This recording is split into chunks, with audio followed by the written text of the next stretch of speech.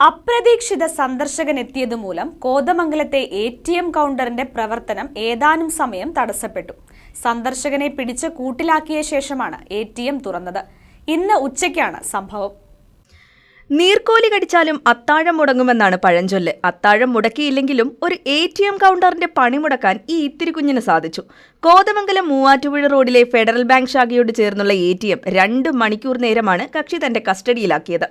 ATM കൗണ്ടറിലെത്തിയവരാണ് അകത്തേക്കൊരു പാമ്പ് കയറിപ്പോയിട്ടുണ്ടെന്ന കാര്യം bank അധികൃതരെ അറിയിച്ചത്. എന്ത് പാമ്പാണെന്നോ എത്ര വലിപ്പമുണ്ടെന്നോ ആർക്കും ഒരു നിശ്ചയമുണ്ടായിരുന്നില്ല. പുറത്തുനിന്ന് പരിശോധിച്ചപ്പോൾ പാമ്പിനെ കാണുവാനുമില്ല. അതോടെ മെഷീനുള്ളിലേക്ക് കടന്നു കാണുമെന്ന് സംശയിച്ച് കൗണ്ടർ തൽക്കാലത്തേക്ക് അടയ്ക്കാനായി തീരുമാനം.